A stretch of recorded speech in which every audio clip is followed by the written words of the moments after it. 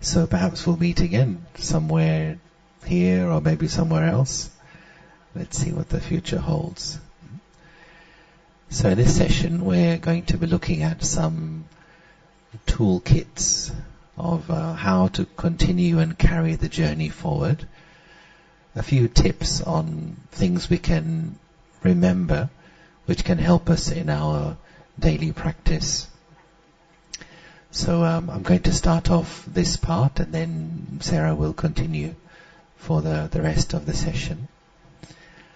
So one model I'd like to share, which I really found very useful in terms of understanding one's own self, is the awareness model, the self-awareness model, which helps us to understand where my behavior is coming from and where I need to pay attention in order to grow or to evolve in my own journey towards wholeness. So I've used my second best friend, the flip chart, to help me to explain this. So here is the self-awareness model.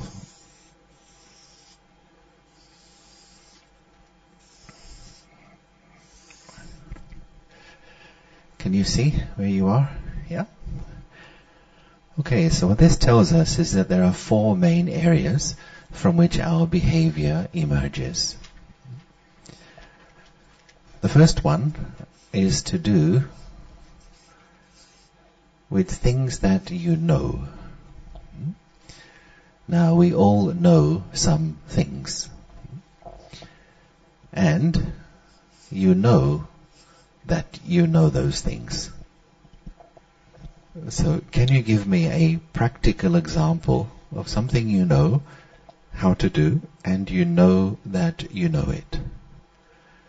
Any simple practical thing. Brushing your teeth. So you know how to brush your teeth and you know that you know.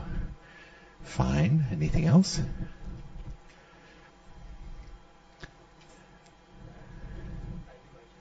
Riding a bike. Okay. So you know, and you know that you know. Many things are there. So if I ask you to do something you know and you know that you know, then how would you feel? Feel confident, yeah? Confident, you feel comfortable. So this is known as our security box. When our behavior comes from there, I know, then I know that I know, so no problem. I'm in charge, I'm in control, I feel very secure. Then there is a second box over here. And here are things you don't know. But you know that you don't know. So can you give me an example of something you know that you don't know?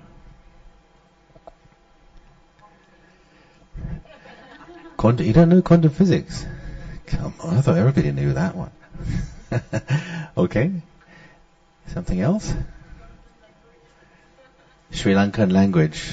Okay, there's two, so do you know one of them or no? No, okay, neither do I.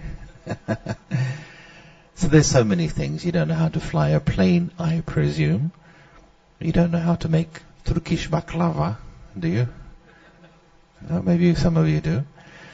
So for all of us, there are things we don't know, but I know that I don't know. So there is a potential, if I wish, to take steps to learning. If I want to, I can take steps to learn. If I don't want to, I don't have to. It's in my own control. So far, so good. Then let's come down to our third box where things get a little more interesting. Here are things that you don't know, but you don't know that you don't know. So can you give me an example of something you don't know, but you don't know that you don't know? Huh? Some say God only knows. Well, of course you cannot give an answer for yourself. So these are weaknesses, incompetencies, lack of knowledge I have about something. I don't even realize that I am incompetent there. Let's take some simple practical examples, then bring it down to the level of the self, which is our interest. Let's say there is a new machine in the office or in the kitchen, and actually you don't know how to use it correctly, but you are using it. You don't know how to use it correctly, and you don't realize you are using it incorrectly. Now, what could be the result? You could break the machine, you could set fire to the house, you could damage your hand. So you are doing something wrong. You don't even realize you are doing something wrong. So that is known as our danger box. Let's take another simple example. Let's say I have a don't know, some really irritating habit I have, and all of you can see it, but I can't see it. So this could be a danger to my relationships, danger to me being a team member. Let's bring it even closer to home. Let's say I have a controlling tendency. I am a control freak. I like to control everyone and everything around me. So that's a don't know. It's a weakness. But I don't realize I do that. Other people know, this guy, he's a control freak. He likes to dominate every meeting. I don't realize I do that. I don't realize the effect of my behavior upon other people. I drive people away because I have such a dominant personality. Or another one could be, let's say I am very attached to my own opinions. So in any conversation I have, any get-together, I think I am right, I alone am right, and I'm always right. So people think, well, this person is so rigid in his beliefs, not open to learning. And I don't realize I do that. So again, it's a danger to my life, my relationships, my working with others. So this box contains those attitudes, beliefs, behaviors, which are actually damaging to me, but I don't realize I have them. And that's the main box we have to work on. That we may also describe as the area of our blind spots. And sometimes it's nothing to do with others. It can be just to do with myself. Maybe I am hypercritical when I make a mistake. I'm so heavy on myself. I didn't realize that I am going too far in self-criticism and making myself feel heavy or burdened. I thought that's what you're supposed to do when you make a mistake. But I don't realize I go beyond the limit. We'll come back to this in a moment. Then there is one more box, and this is to do with things that you know, but you don't know that you know. These are strengths, talents, and abilities you have. You don't even realize you have them. Now, what could you call this box? Potential, okay, you can say that. Talent, yes. Intuition, alright, I think all these things are part of this. The word I used to like to use, possibility.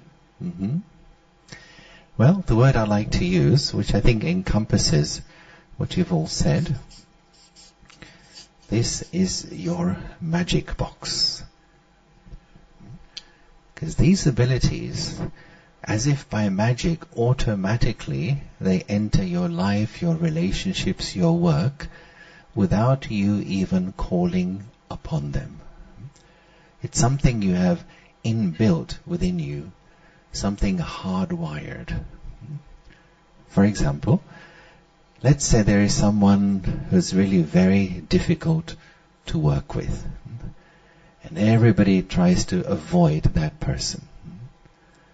But you work with that person very well, very easily, very harmoniously. And people say, how can you work with this individual? He or she is so difficult. And you say, well, I'm just being myself. I'm not trying to do anything special. It means you have something, some ability, you don't realize you have it. Maybe you have a naturally accepting attitude, so in your company, people feel relaxed. Maybe you have this skill of showing respect to others automatically. So when people are with you, they feel safe and they drop their emotional guard. You have something others can see, you may not be able to see. Now here's a basic truth. Every single person has some magic inside them. And if I cannot see the magic in another person, it means I am not looking properly. So it's rather a good idea that when you do meet other people, think what magic this person has inside them. There is something. It may be a little, maybe a lot, but there is something. Try and locate, identify, and steal.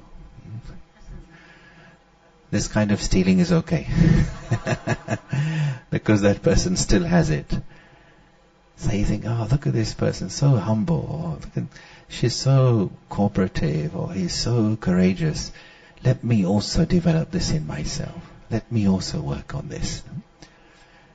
So spirituality is also about being open to and being aware of opportunities to learn from each other.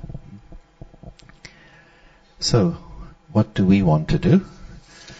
Well, we want to grow, of course. Why are we here? Because we want to progress on our spiritual journey. So we want to start here. The things that I don't know. I want to know what I don't know. I want to move that into my learning box. The things I'm doing wrong, I want to know where I'm going wrong. Then I can work on it. So the material in my danger box, I want to shift into my learning box. So I can take steps to overcome those weaknesses. And as I work on them and overcome them, then I move this into my security box. I change that weakness into a strength. So for example, I used to be very bossy, very dominating. Okay, now I learn how to keep my mouth closed. As I was reading somewhere, I think Venerable Sir was showing me, open your mind before you open your mouth. Which I thought was quite funny and good, but very true as well. Yeah? So wherever we're going wrong, we can work and improve ourselves. Sometimes people say, well, that's the way I am, that's my character. But physically, if you're not fit, you can go to a gym, improve yourself, do some workouts, do some exercises, change your diet. So too in terms of character, I can improve. Doesn't mean I'll always be angry or sad or jealous or whatever it might be. Then as you continue to apply that new learning into your life, then it becomes part of your magic box. In other words, it's like a good habit. You no longer need to consciously remind yourself, it's part of your nature. So that's the journey from danger box to magic box. But doing it is not as easy as drawing it. What will happen as we continue to move this material into the magic box is danger box will get smaller, magic box will become bigger. And bigger. And bigger. Until all that remains is one large magic box. You are one large magic box, and then game over. The show's over. You have reached enlightenment. You are complete. You know everything, but you don't even know that you know everything. Now the question arises, well, how can you know what is in your danger box? Would you like to know what's in your danger box? Any takers? No? This means yes, this means no. You would? Alright, okay. Well, I have found like 4 ways which have helped me to know what's in my danger box. And these may also be useful for you. So number 1 is called being a detached observer of yourself. That means anytime you have some kind of emotional turbulence, let's say you feel upset, you got irritated, you felt angry, once you have calmed down, not in the middle of the emotion, but once you've calmed down, just look back at it and ask yourself, now, why did I get upset in that situation? Somebody else may have been rude or negative or disrespectful, that's their business. But why did I lose my happiness? What's going on here which caused me to get off my dignity, to lose my self-respect? There I have to check myself. And often it happens that we have expectations of other people which we didn't realize we had. And hence the saying that expectations are an invitation to irritation. If you get irritated by others, it's not because of them, it's because of your unfulfilled expectations. So there, being a detached observer helps us to locate where my thoughts or my attitudes were maybe not correct. That's one. A second could be listening out for comments other people make about you. I don't mean you want to listen to everything everyone is saying and be like in a general state of paranoia. But if you hear the same comment coming from different people over a period of time, there may be some truth there. And it's worth looking in the mirror. So somebody may say today to you, oh, you're a bit lazy. Did you realize that? Then you think, last week somebody also said the same thing to me. 2 weeks ago somebody else said it. So maybe I am lazy. Maybe I need to look in the mirror and check myself. So if there are common comments coming from different mouths, it's worth taking the opportunity for some self-assessment. Then a third could be asking for personal feedback from someone who knows you well. Someone who's mature, someone who, has love and respect for you, but knows you well. So you make a special time with that person, you sit face to face, put your mobile phones away, at arm's length have a large jug of strong black coffee nearby. And then you ask the question, can you give me some personal feedback about me? How could I be better? What can you see in me which maybe I cannot see? And so you're giving somebody permission to give you that kind of feedback. And usually people will say, okay, but first I'll tell you something good about you, then I will come to the the correction points. Or they'll say, oh, please you also tell me. But this can be useful, because what a host sees in 1 year, a guest can see in 1 minute. You may have a stain on your carpet. You've seen it 1,000 times. You don't see it anymore. Somebody comes in your house and says, what happened there? And you say, oh gosh, I've seen it so many times, I don't see it anymore. So too with ourselves inside. Some tendencies, behaviors we have, attitudes we fall into. I have housed them for so long, I don't even realize they're there. But another person can see more clearly. And this is where I think spiritual friends are very useful. Again, in my little conversation we had, sir, you're mentioning that you need friends. You can only go so far in your spiritual journey by yourself.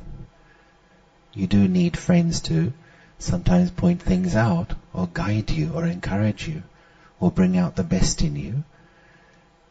And I love this saying, I'm not sure where it's from, that the highest reason for friendship is to make each other's spirits fly. Helping each other to fly. So that's a third way. Then a fourth way I have experienced is being in what we may describe as enlightened or elevated company. So I have found, for example, in my years growing up in the spiritual journey, I may think, for example, I'm a very humble person. But being in the company of someone who's seriously humble, I realize, gosh, I've got a lot more to learn about humility. Or I may think I'm very honest and very giving, very generous. But spending some time with somebody who's very mature spiritually, I see, I've got quite a way to go in this.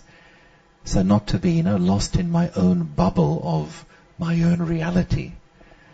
And that's where meeting together, coming together with others, with people from different backgrounds, different beliefs, it helps you to have a mirror view into your own self. And therefore, you're able to identify those areas where there is a room for improvement. And of course, finding ways to do that, depending on what the weakness is, working on it, and eventually it becomes a part of your magic box. Is that clear? Is it useful? Yeah? Alright, there's one more thing to show you. And this is another useful tool to deal with one's own emotions. Because as I think we all agree, human beings are emotional beings well before we are rational beings.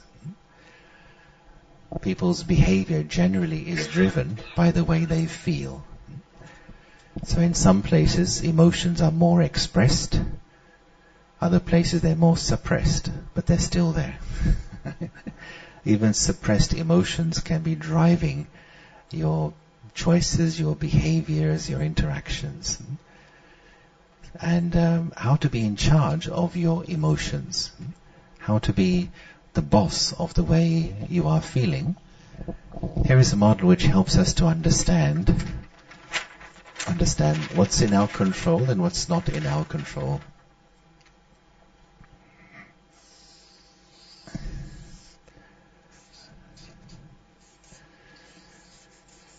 Now we are all surrounded by events. So events are all the things happening around us. It could be what's happening in your home, what's happening in the street, what's happening on the world news. These are all events. there's not so much you can do about the events happening around you.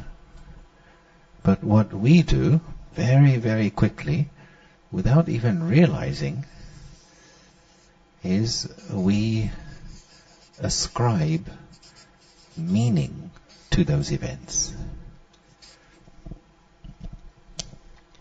You see, event is outside of me, but from my mind I'm giving meaning to it. I don't even realize I do it. We walk through the streets giving meaning to everything we see. So humans sometimes are called meaning-making machines.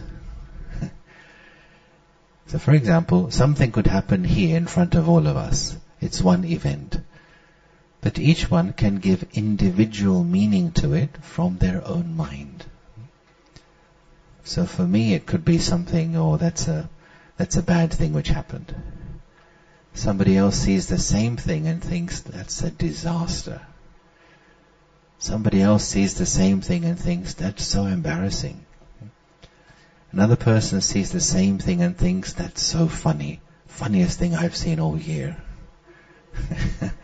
Event is one. Meaning is being given individually, surreptitiously. We don't even realize we are doing it. Now why this is important is because the meaning you ascribe to events is then going to generate your emotions. That's the sequence.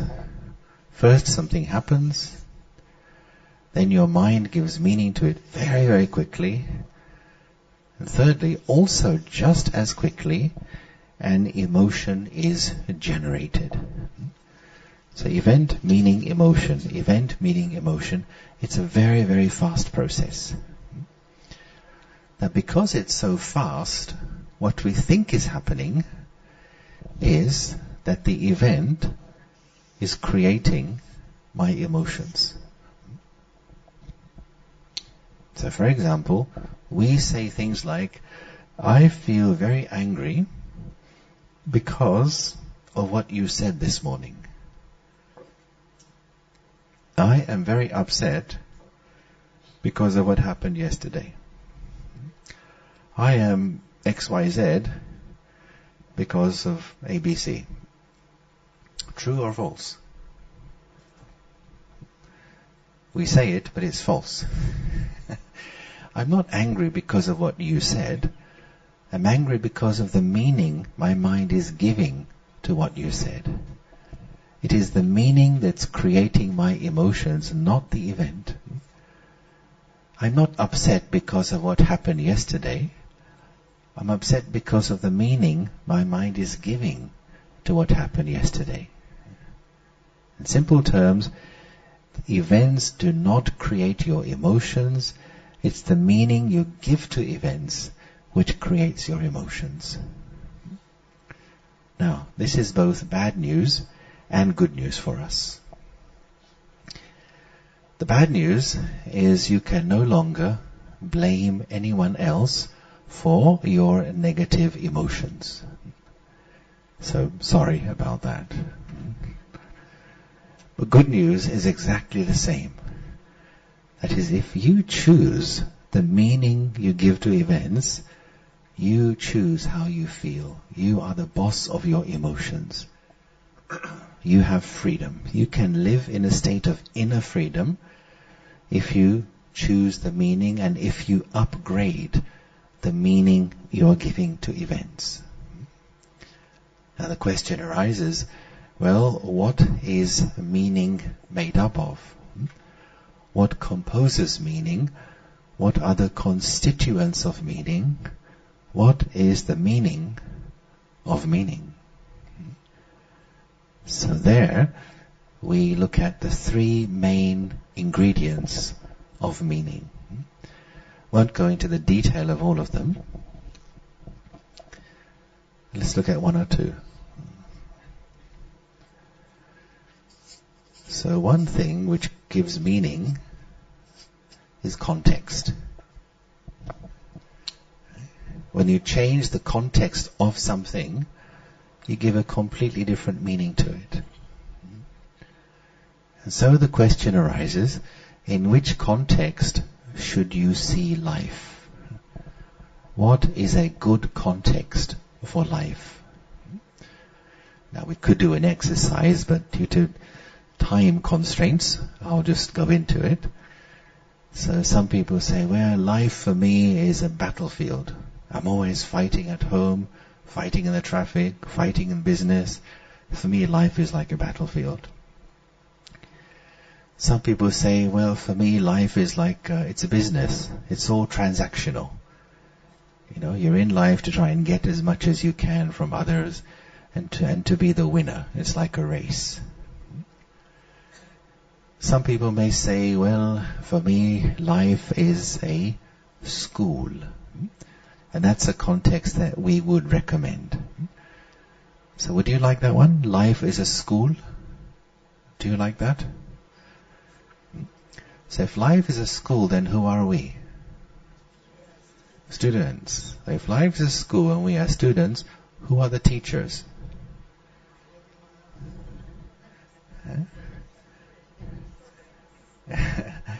The teachers especially are the people you find difficult.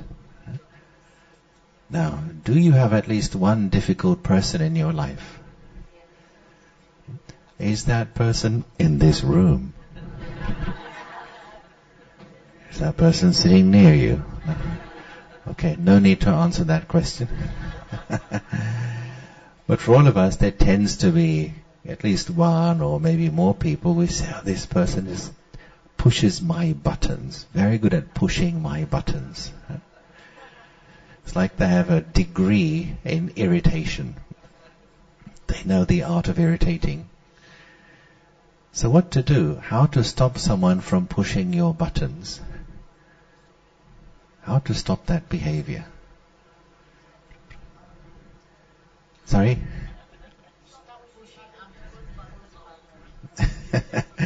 Well, usually what does happen when somebody pushes ours, we look for theirs to push back.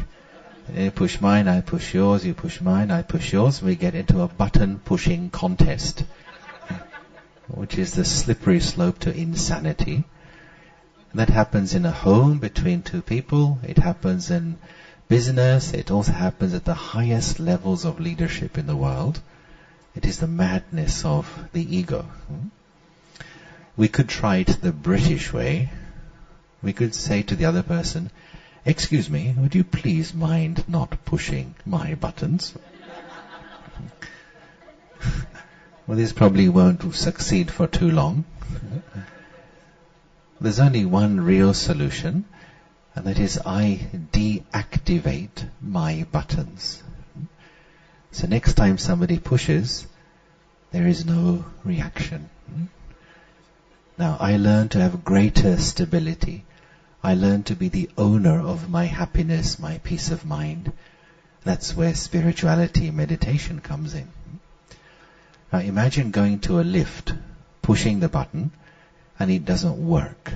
What would you do next? You may push it 5 times. Or you may push all the buttons and think, what's wrong with this lift? You know?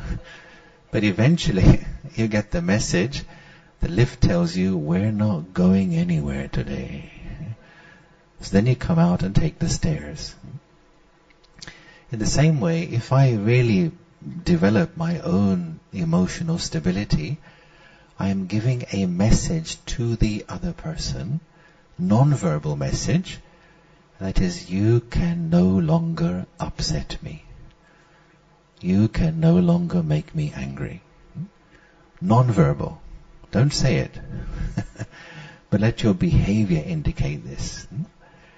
Now, of course, initially that person will try harder, to try another way to rattle you, to upset you. But if you continue to work on yourself, they'll get the message, I can no longer upset this person. This causes them to change their behavior towards you. Hence, one of the rules or principles of spiritual living is do not ask for respect, but work on your self-respect. the more you raise your self-respect, the more automatically respect comes to you. If your self-respect is low and you demand it, you may get it, but it will be superficial. So what does self-respect mean? Respecting my true inner self. Which means in any situation, reminding myself, talking to myself, the way this person speaks is their choice. The way I feel is my choice. Am I paying more attention to how this person is speaking, or more attention to how I wish to feel? So there it's about training my own mind not to be consumed by what I don't like about others, but to be concerned with how I wish to feel and how I wish to respond.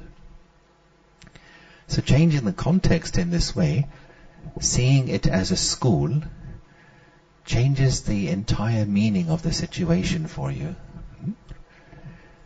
And you also begin to see that people's behavior and situations are simply a mirror for me to see myself. A mirror for me to check my level of self-control. How much do I really own my peace and happiness? Another example you can take is of physical fitness.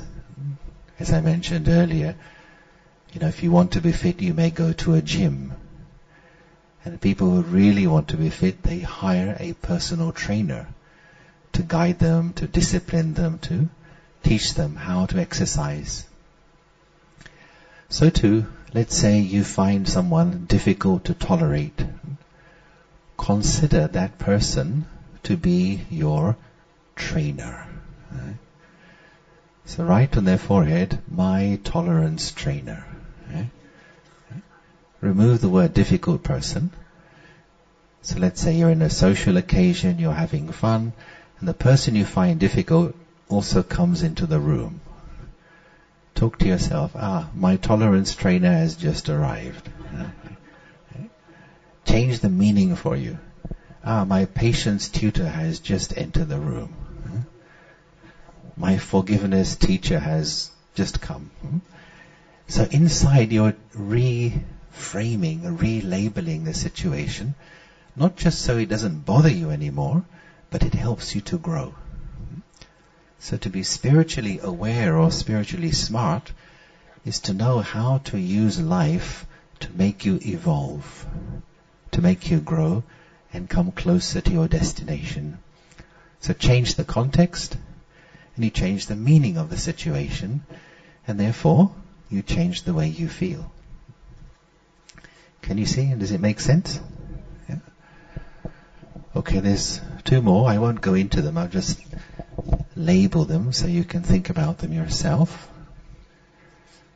Another thing is perspective. Raising your perspective, literally the angle from which you are seeing something. That gives different meaning. The third thing is your perception. Each one of us is carrying a perception filter through which we see life. And everyone has a slightly different perception filter, colored by education, upbringing, media, society, culture, and so on. And therefore, people see the same thing differently because of different perceptions. I may see something as completely wrong, and you say, no, for me it's totally right. I say it's black, you say it's white. How come? Different perceptions. Because each one's filter is a bit different. But as I clean my filter, which is what happens with spiritual practice, you begin to see the reality. You come closer to seeing the reality rather than just seeing through what is on your filter. So there's that. And I'm just going to do one more thing. And this is the importance of balance.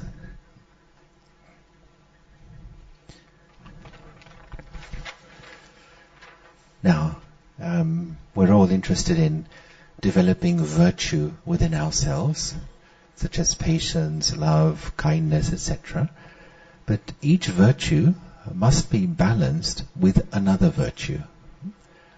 If any virtue goes into an extreme, it becomes damaging and causes some harm.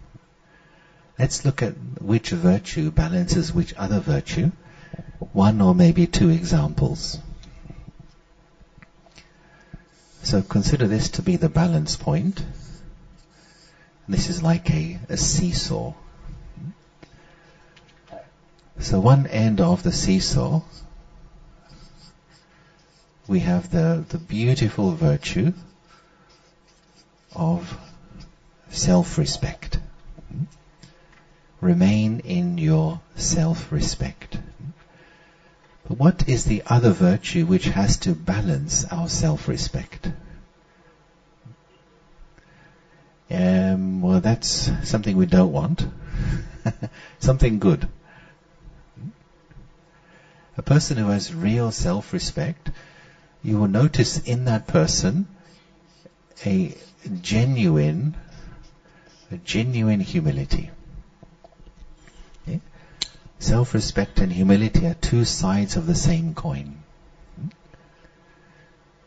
Humility, real humility is a strength. It's filled with self-respect. As is the often quoted example, when a tree is laden with fruit, the branches bow. Because it's full of fruit, so the branches bow. But if we focus only on self-respect, I, me, I am the best, then this goes out of balance, and this will become arrogance.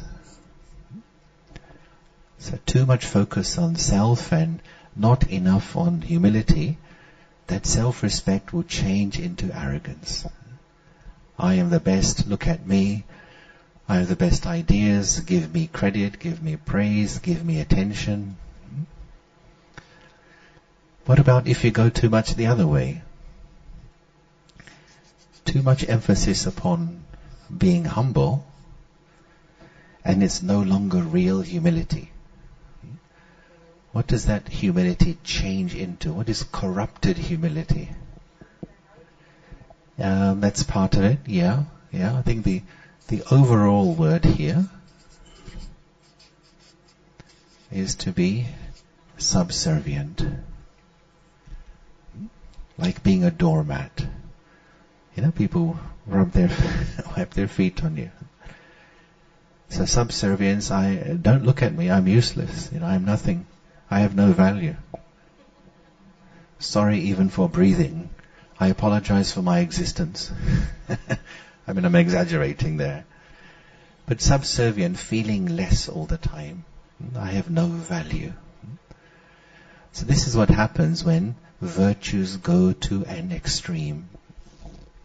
And the interesting thing here is both of these are the two faces of a slippery, slimy, shape-shifting creature which has 3 words, 3 letters.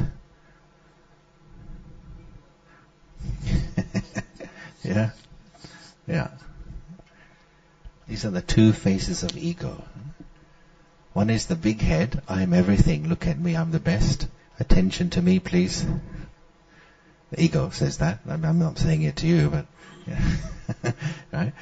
Or subservience, the small head of ego, I am useless, don't even look at me and I have no value. It's the same energy inverted. This is the obvious ego, arrogance, and subservience is the inverted ego. The same energy working in 2 different ways. So our aim, and I find this is a lifelong project, working on these 2 things, lifelong project to build up my self-respect, but also check and maintain humility. And if we're able to work on this, we feel comfortable wherever we are, whoever we are with, because this is one of the main balances to work on in our self-relationship and relationships with others. So I'm going to hand over now to Sarah to continue until the end of this session.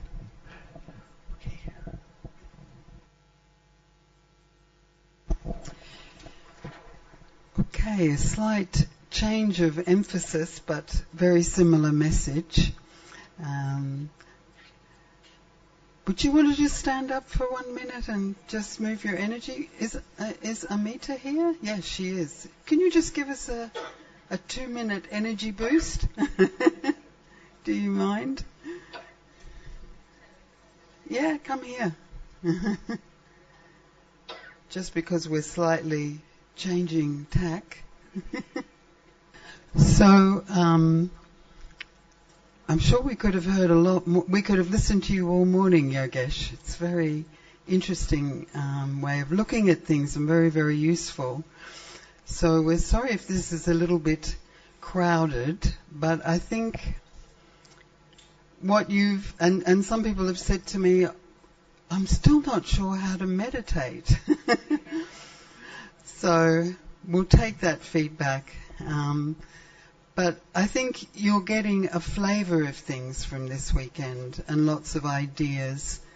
And when you go back to your different countries, obviously there are BK centres there. If you want to really understand more deeply how to meditate using this method, please contact your local teacher, because I don't think you can really learn it in a weekend, can you? You need a bit more time. But if it's piqued your interest, if you think, maybe there's something there I could explore more deeply, please do that.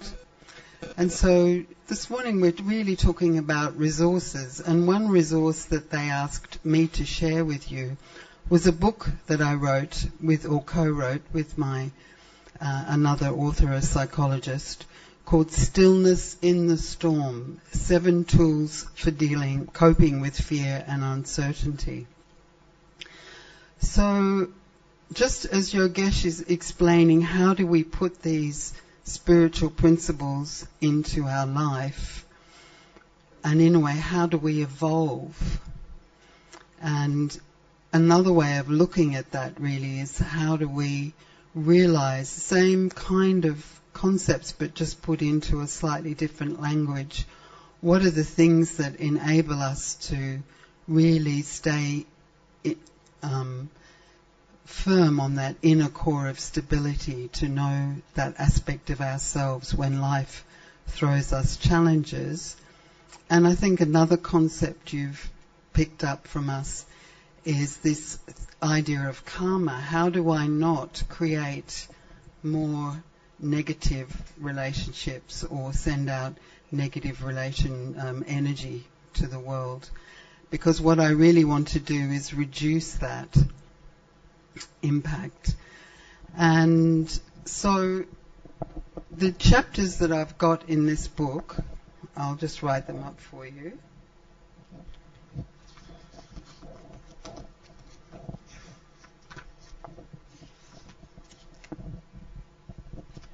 So the first one that we felt was important was that sense of creating inner safety.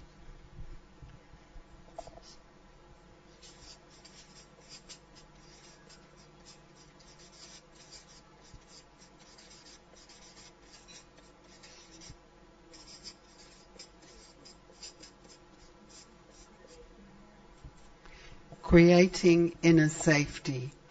So you might not know this, but Yogesh and I have never really worked together before like this, or compared notes. So it's nice. You have a safety box and I have a safety chapter. So it's this idea of, where do you go inside when outside is very chaotic and difficult? Do you have that skill, their life skills really, that skill to go inside to your safe place? And for me, that's really what meditation teaches me. It teaches me that I can withdraw from the chaos outside and go to somewhere quite silent, quite still within myself. And sometimes you need that really, like when your neighbour is having a party at 2 a.m. in the morning. Earplugs also help, but that ability not to, as you said, Yogesh, get irritated by things or scared by things or frightened. So that ability to create your own inner safety. So in this book, which I think is available on Amazon, or it might be at your centres, there are just a discussion on these different tools, and then there are audio tracks, so you can download meditation commentaries or visualizations that guide you through the tools. There are also real-life examples and what we call rescue remedies and affirmations. So it's not too dense, it's not a big academic tome, it's very practical for each chapter. Now the next skill, the tool that we thought was important, and I think our venerables would agree with this one, it's called being present.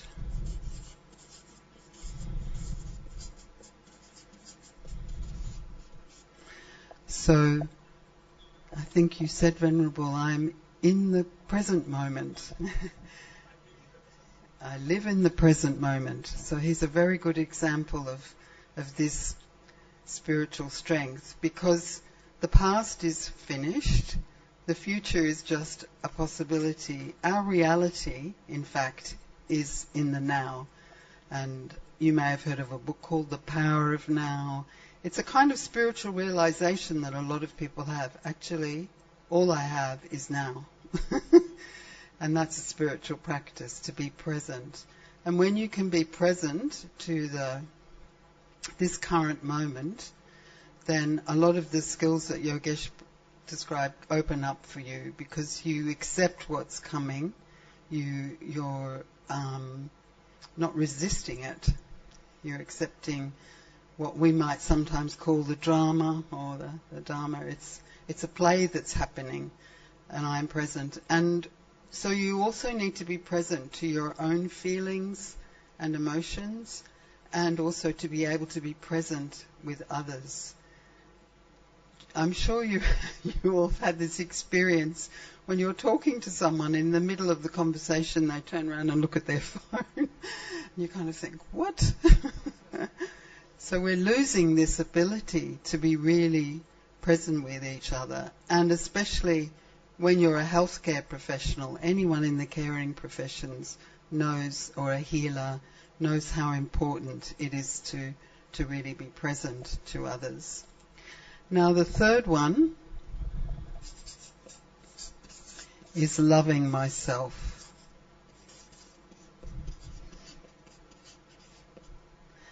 And I don't need to say too much more about that, because we did a lot when we did the self-compassion.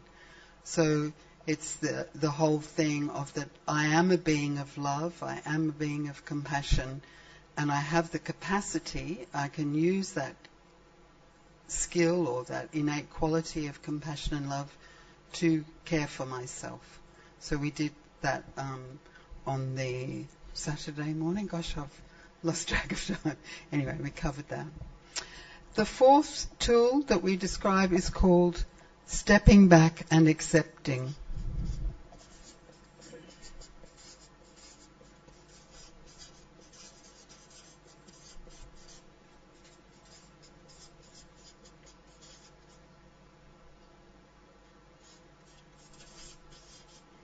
Spelling in public is very difficult. So, a little bit like the ability to be present, they're connected, being present. So stepping back and accepting, this learning how to stand back from this drama of life, and also witnessing our own thoughts and actions, puts difficult events into perspective, like what you were describing, Yogesh, and frees us to respond. You've heard this a lot this weekend. How can I respond from my true nature, from my real self, not react from my sanskars, from the tendencies, the habits that I've picked up along the way. And to frees us to respond resourcefully rather than from a place of fear or panic. One interesting fact actually relating to what you said, Yogesh, they've done some physiological studies when they notice people are getting emotionally triggered by something, and it usually passes within 90 seconds. That's the time, that peak of emotion. I think you said wait a minute, then wait 30 seconds. So if you can wait 90 seconds if you find you're being triggered by something, you'll find that don't react in that first 90 seconds and it'll be safer for you. The fifth one is empowering myself.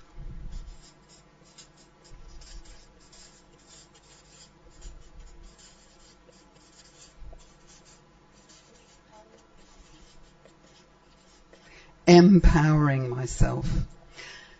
And I will go back to this one in a minute because I'd just like to at least give you one exercise and an example. So it's the kind of things the powers you have, a bit like what Yogesh was saying, that possibly you don't realize you have. And some of the ones we go into in the book are forgiveness, hope, gratitude. So practices and an attitude of mind that will free you. If you have these practices, you will be free from a lot of negativity. Connecting.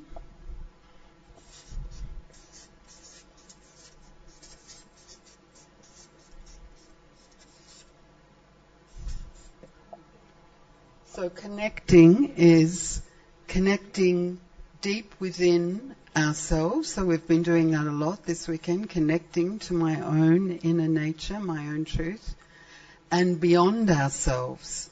So we've talked about that too, that need for connection with each other in a good way, a supportive way, spiritual friendship, a sangha, or a spiritual community, or a good spiritual friend. But then also this sense of asking for help if we need it, but also particularly connecting with the source, connecting with that universal energy of love, compassion, power, especially power, because that's the thing that gets it resolved in a sense. Often we kind of know what we need to do, but we don't have the strength, or the habit is deeply ingrained, and we need that extra boost of power, which is what I've experienced in meditation. Is that's what I get from the source. I get the willpower, I get the strength to make the change that I know I need to make. And that's often the ingredient that is missing, and kind of people get a bit disheartened because they just feel, I really want to do that, but I just can't get there. It's too hard. So you need help. We need that power, we need that strength from each other, from ourselves, but particularly from the source. And then finally, when you put all these together, discovering inner peace and wholeness. So discovering inner peace and wholeness is really all about putting that together and understanding your true spiritual nature and how it's a journey we're on. And then there's an extra chapter at the end called Resilience Beyond the Storm. So how do you practice all these tools in your daily life? I only have one copy of this book, but I'll leave it out the front in the break, so if anyone wants to look, you're welcome. So what I'd just like to take us on now is a little practice of forgiveness, because I think forgiveness is a very powerful tool for letting go of the past, for really not continuing the karmic account with someone. Now, I'll need someone to let me know what the time is. Yes. Inner peace and wholeness. Inner peace and wholeness. Thank you. So, I can actually give a whole talk on forgiveness. So I'm just going to pick a short process that we can do together. Because a nice definition of forgiveness is that it's the intentional decision to let go of resentment, anger, or the desire for revenge. So it's normally understood that we need to forgive where we feel we've been wronged or we've been hurt. And it's definitely not to say that what the person did was right. It doesn't mean you're saying that you're agreeing with what they did.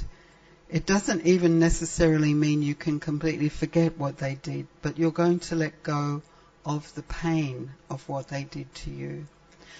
And one of the most powerful descriptions of this I've heard is by a Jewish woman who was in the concentration camps in the Second World War, and she was a twin, and she was experimented on by this Dr. Mengele. And so it was a very, very bad thing that was done to her. And so her whole life she was carrying this feeling of how she had been abused, how she had been wronged.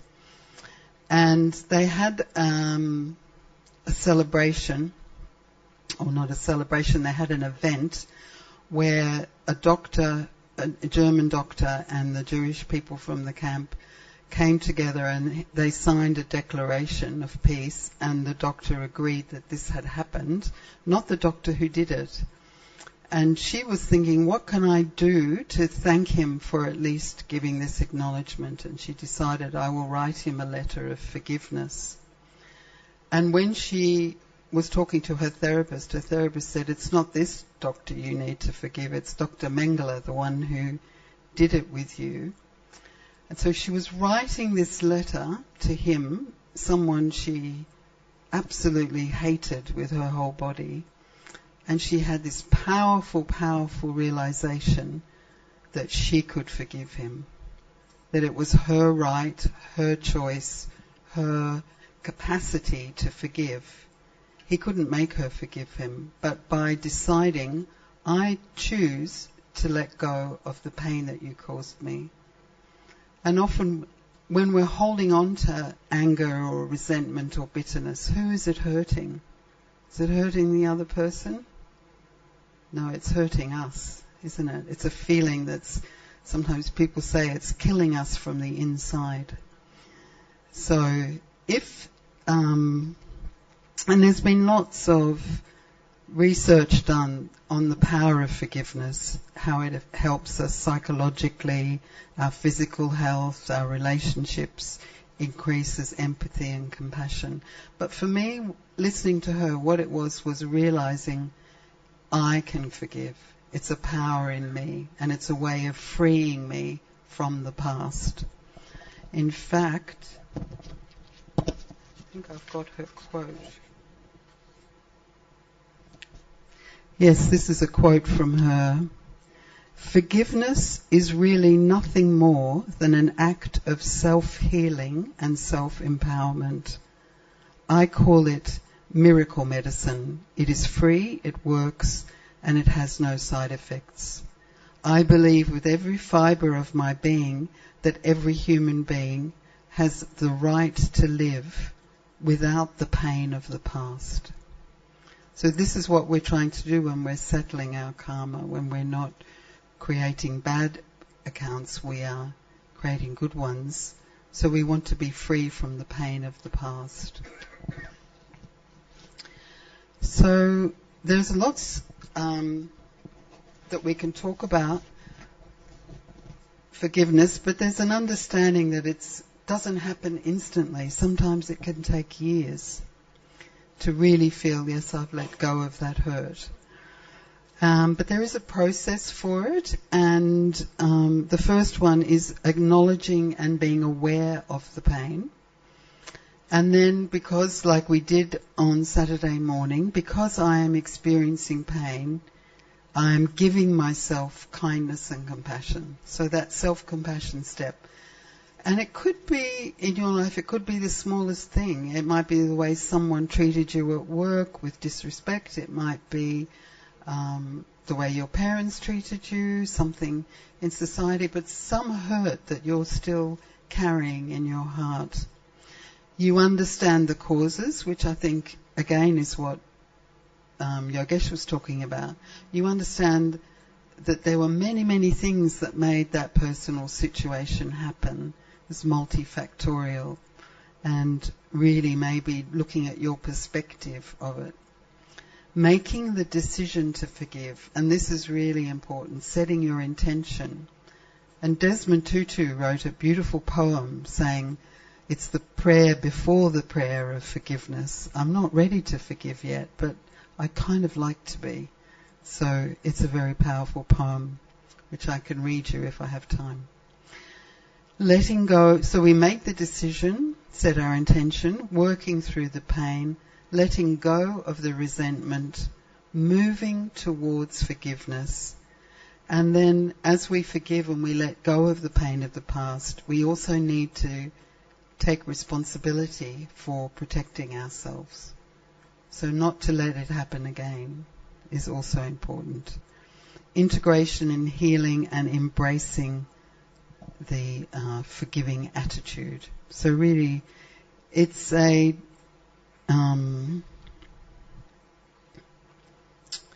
powerful spiritual practice to let go of the pain and to not blame the other person, not feel they have done this to me. And it also relates to this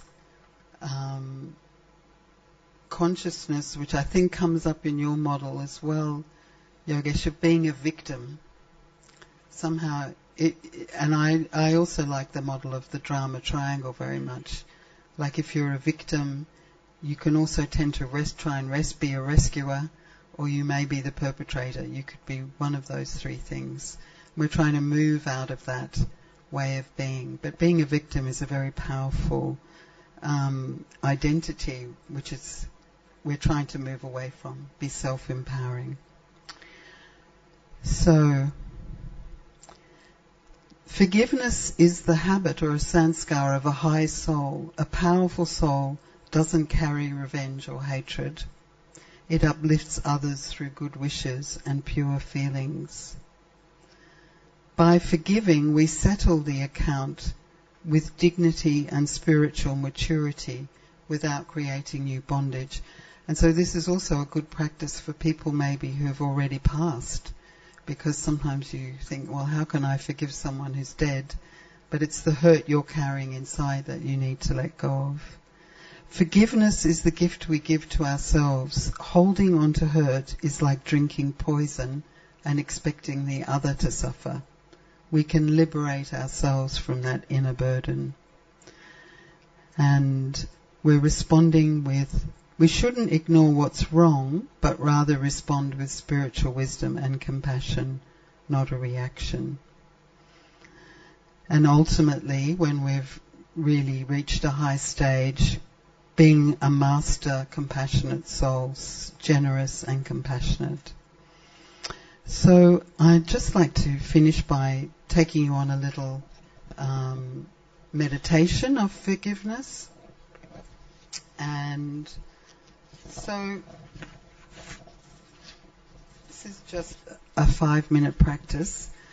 So if you can think of anyone or any situation in your life that you feel you might like to let go of, that you're or even you're thinking you might like to let go of, you might want to incline yourself in that direction. It's quite useful if you can bring a situation where you feel you're holding on to hurt in some way. And we'll do this meditation to allow you to practice starting to let go of that, using your own power of forgiveness.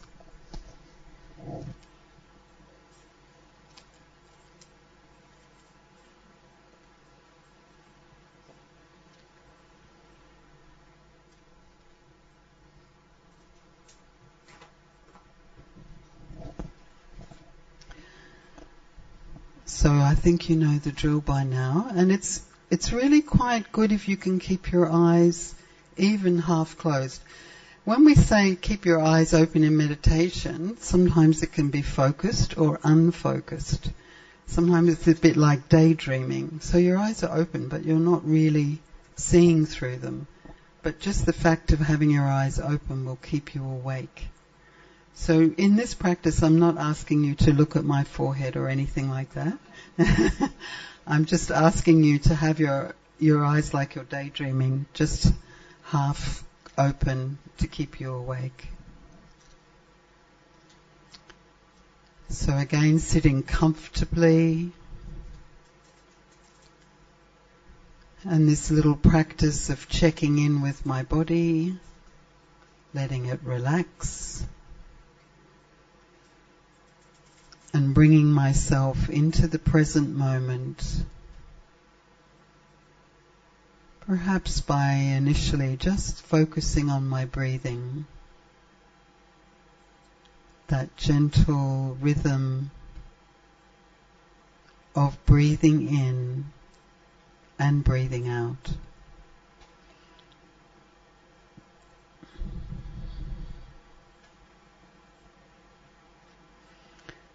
I gently bring my attention inward,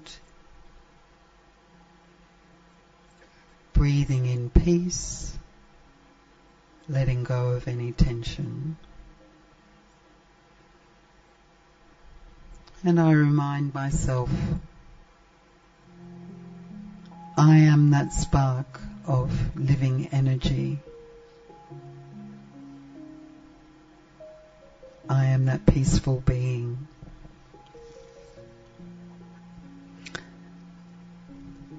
That point of light in the center of the forehead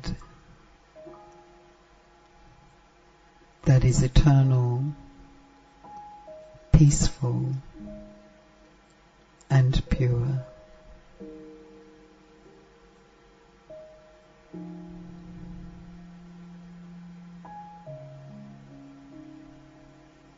In this awareness, I connect with my original nature, a being of love, compassion, and light.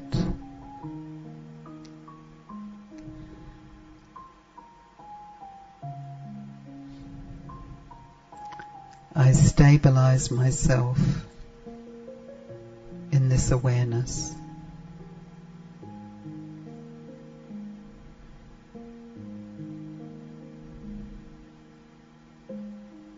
Now I softly bring to my mind the person or situation that I've been holding on to.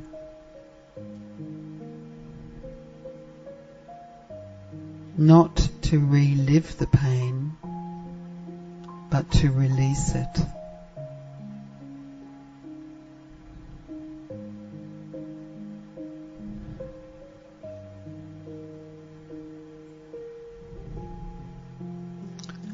I remind myself, perhaps this person and I have shared some karmic account in the past.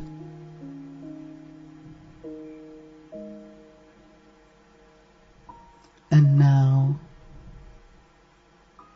I choose to settle them with love.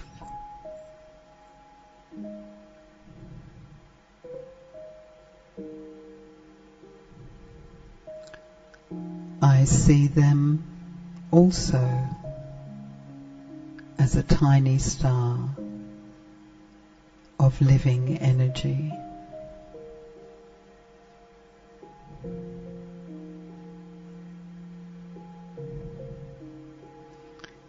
They are on their own journey.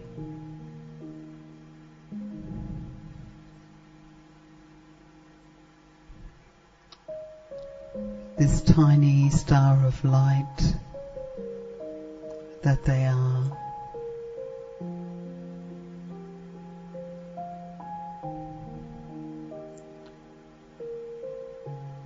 So whatever it was that happened, perhaps they were acting out of pain or ignorance.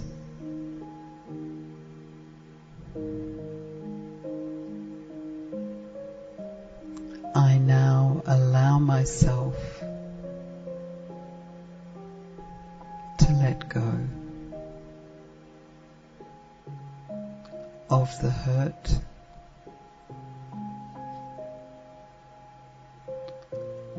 of the expectations,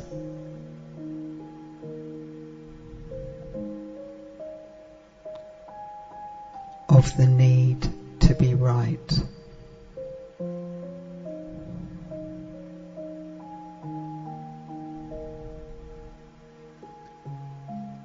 And from my heart, I silently say to that being,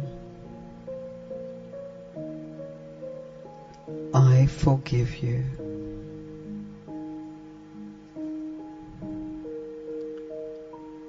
I set you free, and I set myself free.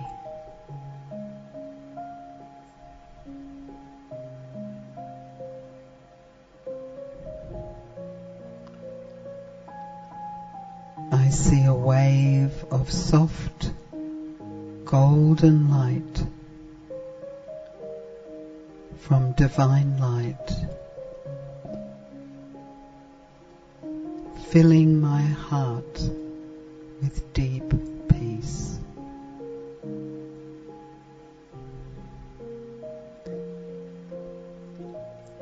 And maybe I need to forgive myself. So from my heart to myself I say, I forgive myself. I forgive me. I set myself free.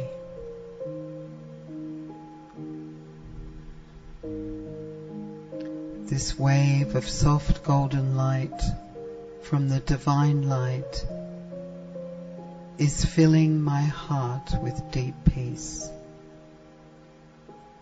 washing away the scars of the past. I feel light. I feel healed. I am free.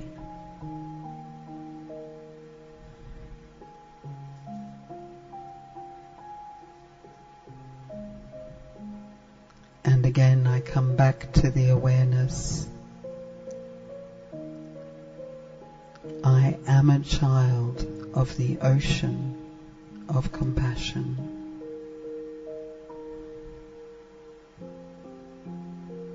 I have inner strengths that maybe I don't even know are there. But my magic box is full of love and mercy,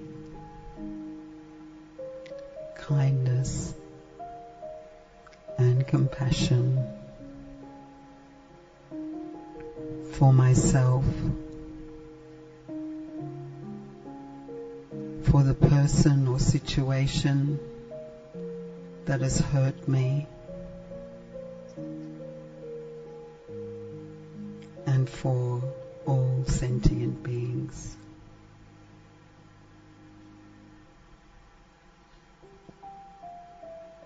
Om Shanti.